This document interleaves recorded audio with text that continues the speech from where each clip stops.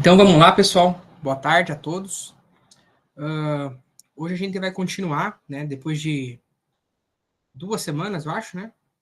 Eu peço aí desculpas. Na semana retrasada acabei ficando com uma gripe forte, acabei não conseguindo dar aula, estava sem voz. E semana passada teve a JAI, né? A maioria do pessoal estava apresentando, né? E aí a gente não conseguiu dar aula. Mas por votação o pessoal preferiu por optar por adiar. Na última aula a gente falou um pouco, né? A gente deu início a falar do terceiro módulo da prova, né, que era instrumentos de renda fixa, renda variável e derivativos, tá? A gente falou 100% da aula em renda fixa, né, que eu expliquei para vocês os principais produtos de renda fixa, né, como que a renda fixa se comporta, a tributação na renda fixa, tá? E hoje a gente finaliza o terceiro módulo falando de renda variável, né? A gente vai fazer um contraponto com a renda fixa e também do mercado de derivativos, tá? Eu estou com a minha tela compartilhada. Então, vamos lá, então. Então, o que, que é, né, a renda variável? Então, eu gosto muito de dar essa aula fazendo um contraste com a renda fixa, né? A renda fixa a gente viu lá na aula passada que ela tem algumas características, né? Ela é previsível, a gente sabe o quanto que ela vai remunerar, como que ela vai ser remunerada, se vai ser uma forma de pré-fixada, pós-fixada, né? Então, a gente sabe quanto que a gente vai ganhar, ou pelo menos como ela vai ser calculada, né? Se a gente estiver falando, por exemplo, de uma NTN-B, por exemplo, que é o nosso Tesouro IPCA, tá? Já na renda variável, ela é uma modalidade de investimento em que o retorno futuro ele não é conhecido com antecedência, tá? Pois os preços dos ativos eles variam constantemente de acordo com as condições de mercado. Ou seja, não há garantia de quanto o investidor irá ganhar, né, ou perder. Então, é muito importante a gente frisar isso aí. Quando a gente está falando aí de renda variável, tá, a gente começa a falar de volatilidade, tá? Não que na renda fixa não tenha, tá? Mas é muito mais difícil, tá? Na renda variável, a gente pode perder dinheiro, tá? Não que na renda fixa a gente não possa, mas, né, como eu acabei de falar, na renda variável é mais fácil, né? Ou seja, o risco é maior. A gente ganha uma coisa chamada risco de mercado, tá? Então, quando a gente sai da renda fixa para a renda variável, né, a gente deixa de ter o risco de crédito da renda fixa e passa a contar com o risco de mercado, tá? Que é o risco de oscilação de preço, tá? Como é que a gente perde dinheiro na renda variável? Eu tenho um ativo que eu comprei hoje a R$ 30. Amanhã ele está a 28. Fiquei com medo e resolvi vender. O que aconteceu? Eu perdi R$ 2, tá? E aí a gente não tem o risco de crédito, porque quando a gente está falando de renda variável, principalmente quando a gente está falando de ações, tá? A gente se torna sócio da empresa. Ou seja, a gente não tem um crédito a receber, a gente se torna uma parte da empresa, tá? Então a gente ganha risco de mercado, a gente perde o risco de crédito da renda fixa e ganha risco de mercado, tá? Então, um exemplo típico de ativo de renda variável é a ação de uma empresa, né? Como eu acabei de falar, o seu preço ele pode subir ou cair dependendo de diversos fatores, como os lucros da empresa, economia, notícias, até as emoções dos investidores, né? Então, como a gente faz, né, o fechamento de mercado aqui na Liga, a gente geralmente fala de ações, né? E vocês devem ter percebido isso daí, tá? Para quem nunca teve um contato, deve ter percebido isso daí, né? Uma hora a ação sobe, uma hora a ação desce, por quê, né? Então são vários fatores. Então, às vezes, uma notícia saiu na mídia, né? Não sei se vocês viram aí 2 dias atrás, a, uma juíza decretou falência na Oi, né? Ou seja, as ações ali foram liquidadas, né? Ou seja, a situação da Oi já estava difícil agora que foi decretado falência. Acabou de vez, né? E aí, para vocês verem, né? Os acionistas serão os últimos a receberem, se é que vão receber alguma coisa, né? Porque eles não eram credores, né? Eles eram parte da empresa, né? Então, esse tipo, né, de comportamento é o que influencia os preços na renda variável, né? Então, notícias, economia, situação econômica, está tendo guerra, se não está tendo guerra, né? O preço do petróleo, por exemplo, leva em consideração, é levado como consideração na hora de definir o preço de petro, por exemplo. Ah, está tendo guerra no Oriente Médio? Por quê? Porque lá no Oriente Médio é onde tem muito petróleo, né? Então, depende, né? Então, a gente tem oscilações no mercado, tá? Então, como eu acabei de dizer, né? Eu dei um exemplo ali agora, um pouco. Então, uma ação da Petrobras pode estar valendo 28 hoje, né? Amanhã ela pode estar por 29, ou ela pode cair por 26, né? Então, o retorno ele vai depender exatamente da compra e da venda, né? Da valorização ou da desvalorização do ativo. Eu comprei uma ação hoje a R$ 28, tá, pessoal? Amanhã ela tá a 26. Eu tive prejuízo? Alguém sabe dizer? Enfim, eu só vou ter o efetivo prejuízo a partir do momento que eu vendo a ação, tá? Então, por exemplo, se eu comprei uma ação a 28, amanhã ela tá 26,50, eu não tive prejuízo. Eu só vou ter prejuízo se eu vender a ação, tá? Tem gente que tem aversão à perda e não vende, né? É uma heurística, né, de investimento. Pode esperar que o ativo vá subir de novo, vai chegar nos 28 ou vai superar, tudo depende, né, do mercado. Então eu só vou ter lucro ou prejuízo quando eu, de fato, exercer a venda do ativo, tá? Então, a tributação do mercado de renda variável, ela é bem fácil de decorar, tá? Então, a gente tem o que a gente chama de day trade, tá? Que são operações que elas começam, né? Que elas se iniciam e se encerram no mesmo dia, tá? Eu, por exemplo, sou um especulador, compro ações de Petro, por exemplo. Compro no dia, sei lá, hoje que dia que é? Hoje é 12 de novembro, tá? A ação tá R$ 28. No final do dia, a ação tá 29, né? Comprei, sei lá, 1.000 ações, então paguei lá um valor X, tá? A partir do momento que eu vendi por 29, eu ganhei R$ 1 por ação, tá? Como é que eu vou ser tributado? Eu vou ser tributado em 20% do meu lucro, tá? Lucrei lá, sei lá, um X lá, na hora de fazer minha declaração no mês seguinte, né? Porque quem opera no mercado de renda variável tem que pagar a DARF até o mês seguinte, vai pagar 20%. Por quê? Porque a operação ela começou um dia e terminou no mesmo dia, tá? Agora, se a gente supor que eu comprei as ações hoje, tá? Paguei R$ 28, e daqui a 2 dias eu vendo por 29, aí a gente tem o que a gente chama de swing trade, tá? Eu comprei num dia, vendi, sei lá, outro dia depois. Ou, sei lá, vendi um mês depois, ou vendi um ano depois, sei lá. Ou fiquei com a ação por 10 anos. São operações que a gente chama de swing trade, tá? Ou seja, operações que possuem mais de um dia, tá?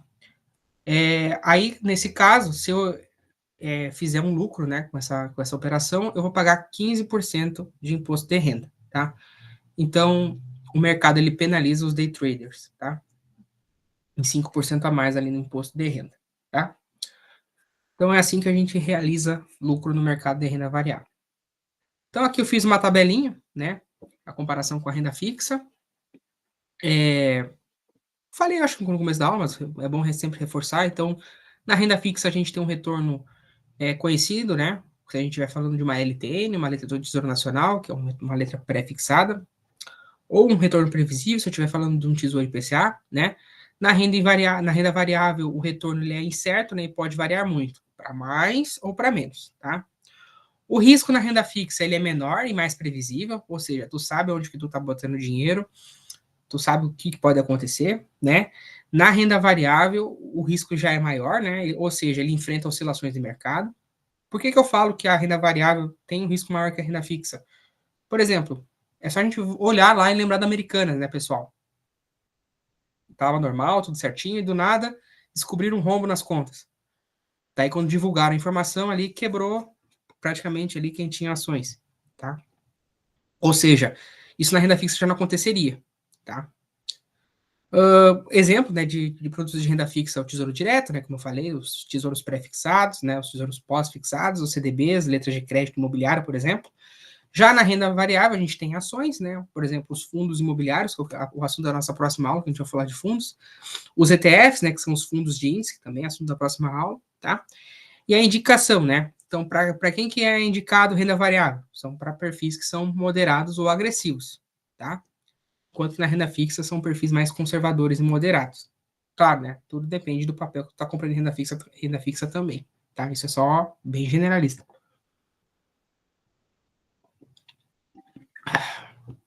Então, falando agora um pouco sobre os principais ativos de renda variável.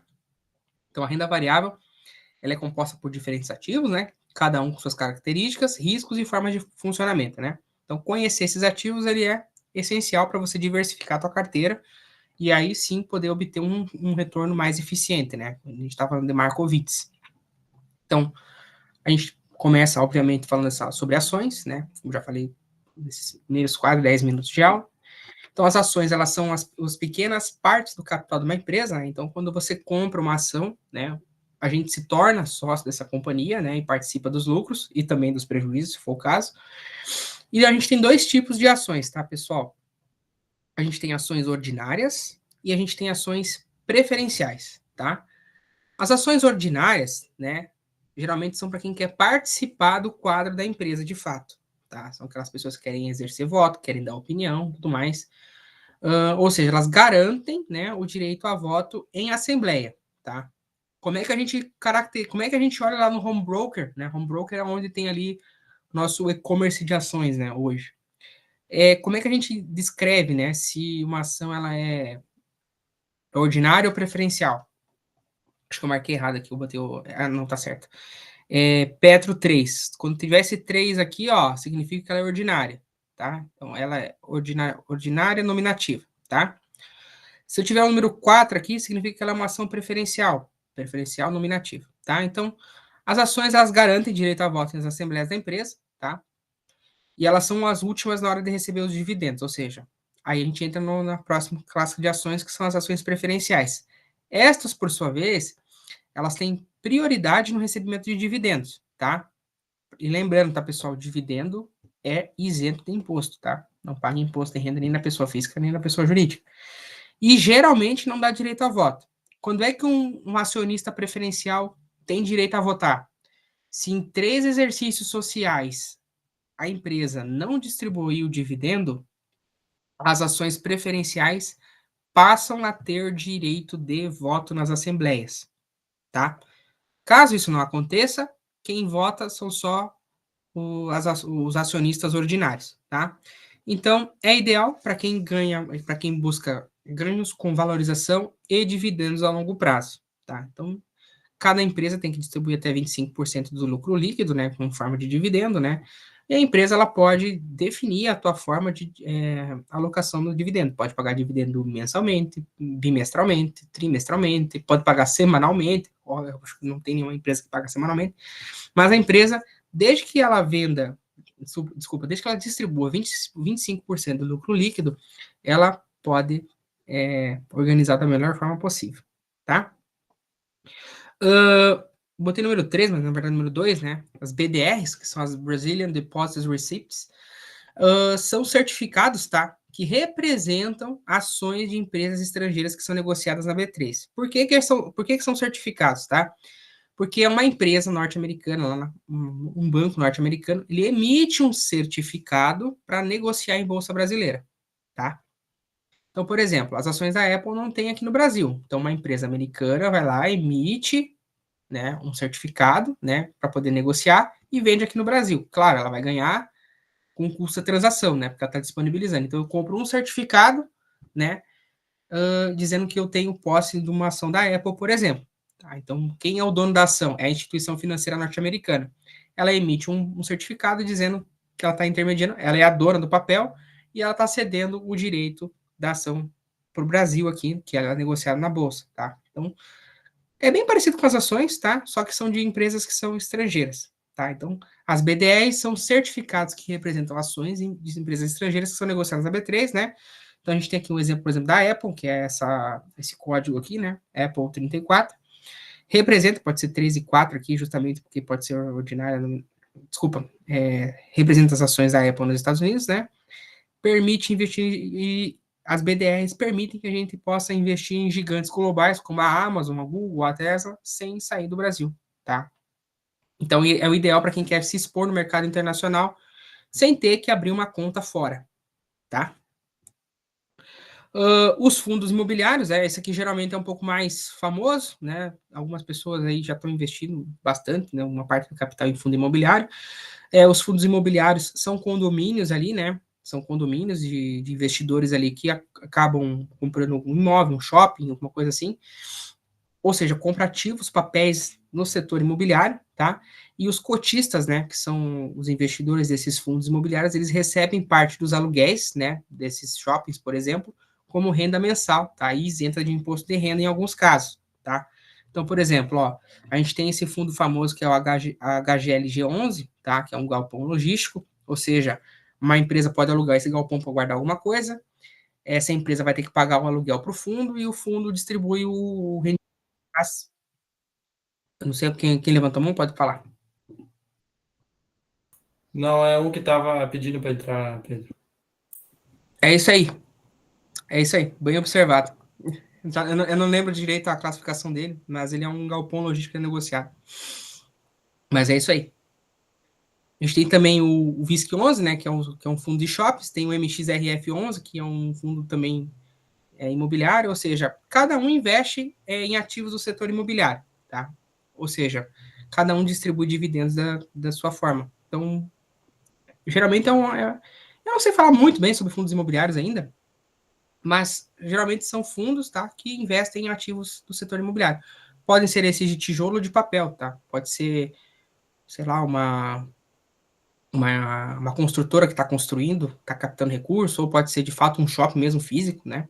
Enfim, existem várias formas ali desse investir em ativos do setor imobiliário. Falando da B3, tá? A B3 ela é a nossa bolsa de valores aqui no Brasil, é a única, tá? É um monopólio, querendo ou não. A B3 significa Brasil, Bolsa e Balcão, tá? E vai ser nela que ocorrem as negociações das ações, tá? Os ETFs, que são os fundos de índices, né? As BDRs, os fundos de investimento e os derivativos, entre outros ativos, como ações, por exemplo. Então, na B3, a gente ocorre, né, o registro, a compensação e a liquidação das operações, tá? Promove segurança, transparência e a estabilidade das negociações. Então, funciona também como um ambiente eletrônico altamente automatizado. Eu vou sair aqui e vou mostrar para vocês, que eu já deixei até aberto, na aula passada eu não consegui mostrar direito, eu já deixei aberto aqui, ó. Por exemplo, estou aqui no site da B3, tá, pessoal? Eu quero, por exemplo, olhar um ativo, tá? Vamos ver, eu estava falando de fundo de investimento imobiliário, então vamos dar uma olhada aqui. Sem problema, Lucas, não tem problema. RF11, tá? Vamos ver como é que esse fundo se comportou. Então, aqui eu consigo ver, tá? Ó, olha só, no dia de hoje, ó, vamos começar, no dia de hoje começa aqui, 10 horas. Sempre o pregão começa às 10 horas, ó. 10 horas da manhã aqui, o ativo começou aqui na casa de 9,65, tá? Terminou o dia hoje em 9,63. Tu pode pensar assim, bah, mas assim, ó, 2 centavos de queda não é muita coisa. Agora você imagina um cara que tem, sei lá, 100 mil papéis desse. Vamos fazer a conta. Ó, o cara tem 100 mil papéis e o cara, sei lá, comprou a 9,65. Ó, o cara pagou 965 mil, tá? Agora tá 9,63, 9,63. Enter 100 mil vezes. Ó, 2 centavos para um cara que tem 100 mil papéis. Né? Então, essas oscilações, por mais que elas sejam pequenas, né? A gente está falando aí, por exemplo, de um prejuízo de R$ 2.000, isso com um ativo caindo 2 centavos, tá? Isso falando de um cara que tem 100 mil cotas, tá? Agora, tu imagina, por exemplo, tu investir num papel, por exemplo, vamos lá, vamos ver aqui, BBDC4, tá? Bradesco. Ó, a gente coloca aqui, ó, nesse site da B13, ele dá exatamente aqui o papel. Tá funcionando pelo menos até meia hora atrás.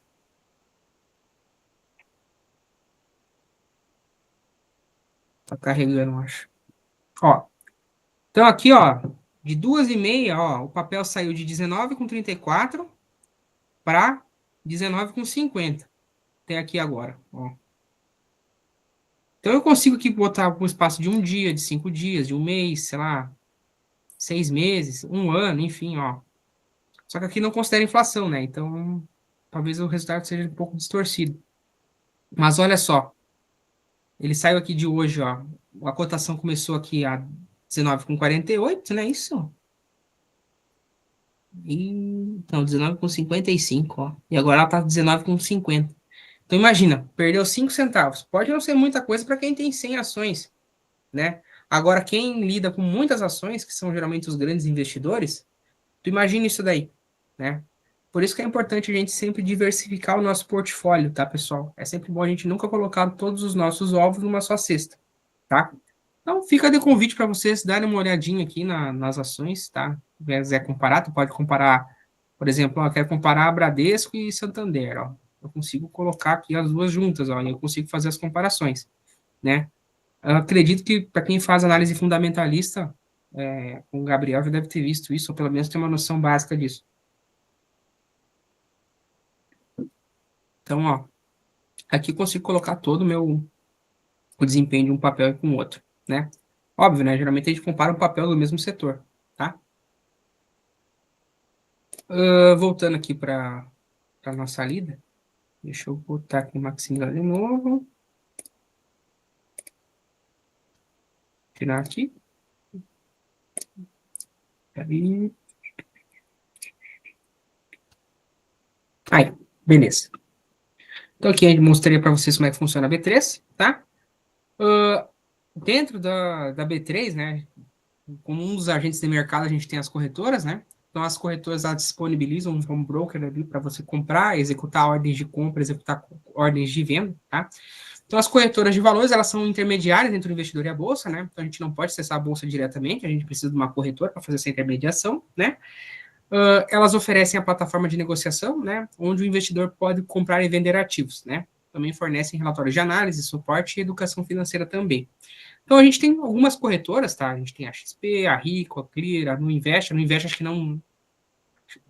Eu acho que a Nuinvest não está mais operando, pelo menos no aplicativo dele já não tem mais, acho que incorporou tudo no aplicativo do próprio Nubank. A BTG, né? A Agro, que é do Bradesco, a Ion, do Itaú. Então, a gente tem as corretoras, né? E elas se matam atrás do cliente, né? Para tirar o dinheiro da outra corretora, porque é assim que elas ganham dinheiro, né? Então, uma definição aqui do home broker é uma ferramenta online, né? Usada para enviar ordens de compra e de venda, como se fosse um carrinho, tá? De ações. A gente coloca no carrinho e executa a compra, tá? Compra ou a venda, dependendo. Quem é que fiscaliza o mercado de renda variável? Aí a gente está falando da CVM, tá? Falou lá na primeira aula. Então, a CVM é o órgão regulador do mercado de capitais brasileiro, né? E atua de forma semelhante à SEC, né? Nos Estados Unidos. Então, ela fiscaliza e regulamenta o mercado de ações e de fundos, protege os investidores contra as fraudes e práticas ilegais, né? Como eu falei lá na primeira aula, quando a gente estava falando de insider information, front running, por exemplo, é a própria CVM que fiscaliza isso. E ela exige a transparência das empresas listadas em bolsa, né? Então, para você ser uma empresa listada em bolsa, tem que divulgar teu balanço anualmente, tem que ter um auditor independente, tem uma série de fatores, tá? Exatamente, como eu até vi aqui, né? Empresas devem divulgar seus balanços trimestralmente conforme as regras da CVM. Eu nem tinha visto essa frase que eu botei aqui no slide. Tá? Então, nessa última parte da aula, a gente vai falar um pouco sobre derivativos, tá? Geralmente o pessoal vê como um bicho de sete cabeças, tá? É claro, né? É uma parte um pouco mais complicada, tá? Mas quando tu entende a lógica da coisa, é mais tranquilo, tá? Os derivativos, eles derivam de ativos, tá? Por isso que esse nome grandão aí, derivativos, são instrumentos financeiros cujo o seu valor ele deriva de um outro ativo, tá? O derivativo sozinho, ele não é nada. Por exemplo, uma opção de compra não é nada, você tem que ter um ativo objeto por trás, tá? Então, por exemplo, ações, dólar, juro, commodities, ou seja, commodities que a gente está falando no mercado futuro, né? Quando a gente está falando de vender milho, por exemplo, vender soja, né? Ou seja, eles não têm valor próprio, tá? O seu preço depende das variações do preço do ativo de referência. Então, por exemplo, quando a gente vai falando de mercado futuro, né? O mercado futuro é uma operação de derivativo, tá? No qual eu estou derivando de um ativo, por exemplo. Eu gosto de falar muito da parte rural, né? Soja, milho. Por exemplo, ó, o preço do milho hoje está, sei lá, vou falar da soja que é o que eu mais sei. A soja hoje está 123 o saco, por exemplo, tá? Só que tá tendo muita oscilação no preço, tá? E eu acho que o preço da soja ano que vem vai estar, sei lá, R$ 80 o saco. Ou seja, eu vou perder 43 pila aí de um ano para o outro. Eu posso já vender a minha produção de soja do ano que vem no mercado futuro. Qual que é o ativo? É o milho? É a soja, quer dizer. Ou seja, eu vendo soja do ano que vem ao preço de hoje, eu travo o preço, né? Então, essa é uma operação que a gente chama de operação de derivativo do mercado futuro, tá? Então, a gente pode fazer operações que derivam desses ativos, né? Pode ser ações, por exemplo, quando a gente estiver falando de opção de compra, né? A gente pode estar falando de um swap quando a gente estiver falando de moeda, pode estar falando do mercado futuro quando a gente estiver falando de commodities, tá? Então, existem uma série aí de derivativos, tá? E eu vou falar dos dois principais. Então, para que serve, né? Os derivativos? Então, eles têm duas principais funções, tá? Eu acredito que seja utilizado mais pela primeira, tá? Que a gente chama de proteção ou, em inglês, hedge, tá? Então, o que é o hedge, tá? São as empresas e os investidores que usam esses derivativos para se proteger contra as oscilações de mercado, tá? Então, vamos supor, eu tô com medo da ação da Petro cair, eu vou lá e faço uma opção de venda no mercado de derivativos. Ou seja, eu tenho Petro a R$ 30 na minha carteira e eu acho que ela vai cair a 25. Eu vou lá, eu posso fazer uma operação, né, que a gente chama de opção de venda, né, achando que vai cair, tá? Porque se realmente o preço cair, eu posso exercer meu direito dessa opção e vender a R$ 30, independente do preço da ação hoje. Só que é claro, né, o preço da ação pode subir, aí você toma um prego, tá?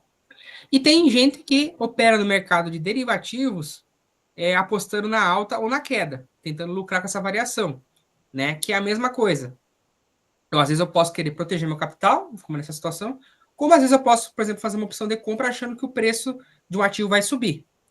Ah, o Bradesco está 10 pila hoje, mas eu acho que daqui a uma semana o preço do Bradesco vai estar 15, então eu posso fazer uma opção de compra, travar o preço em 10 e se realmente o preço chegar a 15, eu vou lá e executo a minha ordem e compro todas as ações ali que eu quiser, né? Obviamente, não é bem assim que funciona, né? Mas tu compra uma certa quantidade de ações ali pelo preço que você pagou, né? Pelo seguro ali. Então você faz um seguro para você manter o preço daquilo que você negociou no mercado, tá?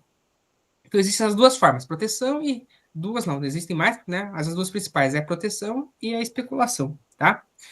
Então, como é que funciona, né? Então a gente tem aqui contratos futuros. Então é um acordo para comprar ou vender um ativo em uma data futura a um preço combinado, né? Por exemplo, dólar futuro, Ibovespa futuro, tá? O Ibovespa, que a gente fala no fechamento do mercado, é a média, né, das 100 maiores empresas operadas em bolsa, né, aqui no Brasil, né? Dólar futuro, Ibovespa futuro, o preço da soja daqui a um ano, daqui a 6 meses, daqui a 3 meses, enfim. A gente tem aqui as opções, né? Que é um contrato que te dá um direito, né? Mas não uma obrigação. Ou seja, tu tem o direito de comprar, mas tu não é obrigado a comprar. De comprar ou vender um ativo, né?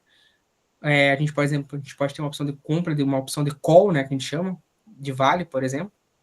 A gente tem aqui o mercado de derivativos, que a gente fala de termo, né? Que é uma compra futura com obrigação de liquidar no vencimento. Por exemplo, eu vou lá, executo uma ordem, né? Assim, ó, eu coloco à disposição de comprar uma certa quantidade de ações, né? Só que aí eu corro o risco de ou dessa ação subir muito e eu ter que comprar ela, ou dela cair e não vale nada depois, tá? Então, para mim, é o mercado mais perigoso, é o mercado de termo. E, por fim, né, mas não menos importante, é o mercado de swap, tá? Que é quando eu troco o meu índice. Por exemplo, eu tenho uma carteira com, sei lá, que está atrelada ao CDI, tá? Tenho renda fixa ali. Só que eu acho que o dólar vai subir.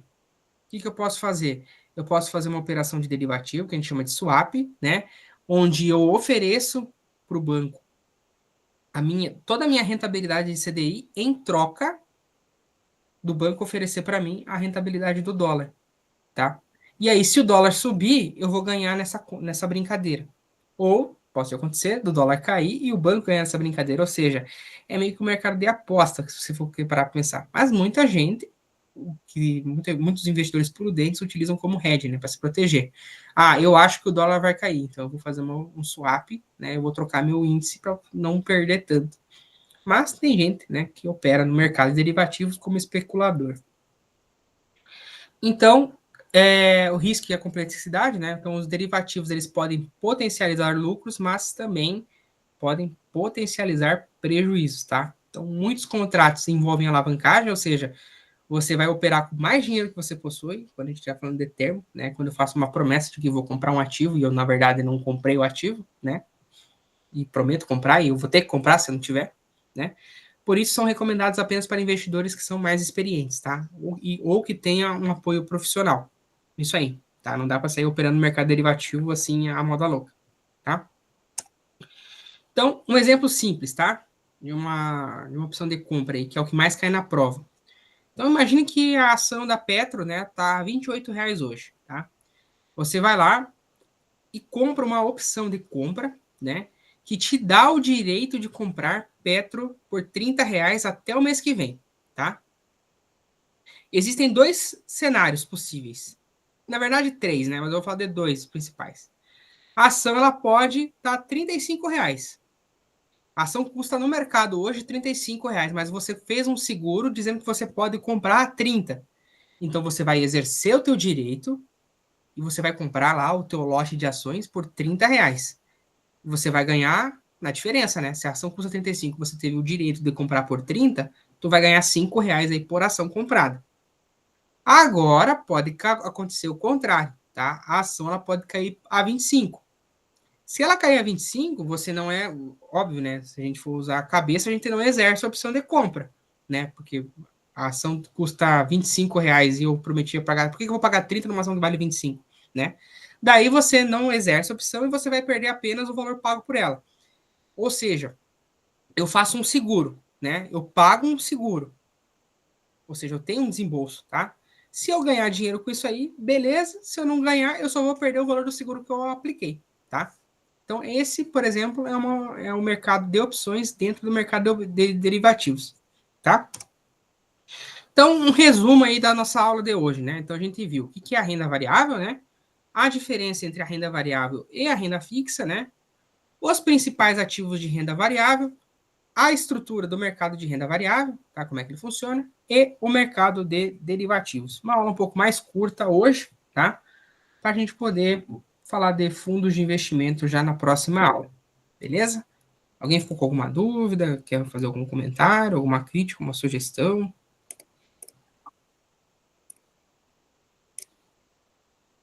Então, se ninguém tem nada a acrescentar, eu dou essa aula como finalizada. Pode falar, quem levantou a mão, pode falar. Não foi sem querer. Ah, tranquilo, beleza. Então tá, pessoal, boa noite, tá? Obrigado aí pela atenção. Desculpa aí uma coisa, tá? Um abraço.